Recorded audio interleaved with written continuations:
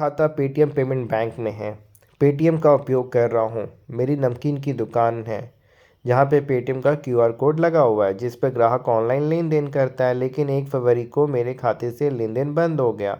जब मैंने पता किया तो मुझे पता चला कि मेरा खाता ब्लॉक कर दिया गया।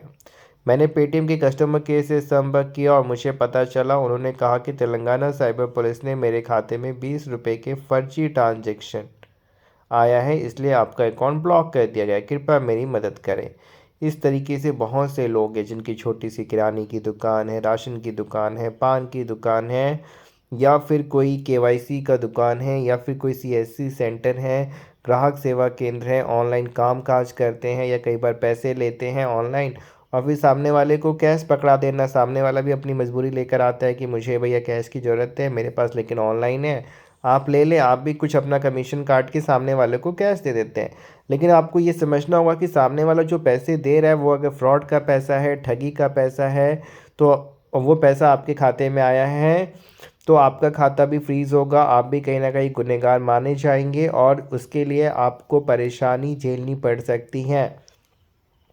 अब ऐसे फ्रॉड्स भी बहुत चल रहे हैं। कई बार सामने वाला जो पेमेंट कर रहा है उसको भी नहीं पता होता है, उसको भी घुमा फिरा के कहीं सामने से फ्रॉड के पैसे आए होते हैं जिसकी वजह से आपका खाता भी फ्रीज़ हो जाता है। कई बार सामने वाला किसी सामने वाले के साथ ठगी करता है, वही पैसा आपसे कैश ले लेता है और जिसकी वजह से खाता फ्रीज़ हो जाता है।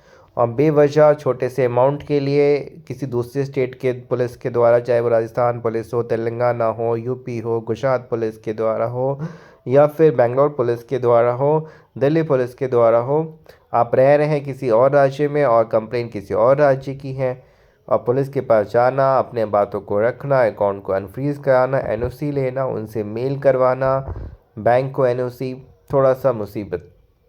अगर ऐसी परिस्थिति में आप फंसे हुए हैं, कैसे आप अपने खाते को अनब्लॉक करा सकते हैं, कैसे आप अपने आप को सही साबित कर सकते हैं जो ट्रांजैक्शन हुआ वो एक लीगल ट्रांजैक्शन था, लॉफुल ट्रांजैक्शन था, आप एक लीगल काम कर रहे हैं, आपने किसी तरीके से फ्रॉड नहीं किया है।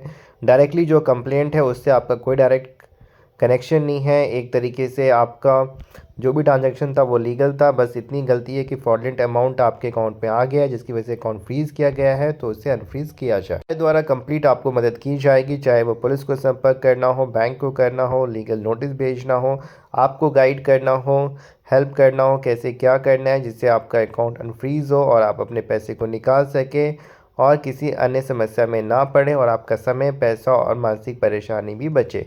तो अगर आप भी ऐसी परिस्थिति में हैं तो बैंक की तरफ से जो भी रिप्लाई आया है ट्रांजैक्शन अमाउंट किस पुलिस के द्वारा, वो आप हमें व्हाट्सअप करें और हेल्प लें।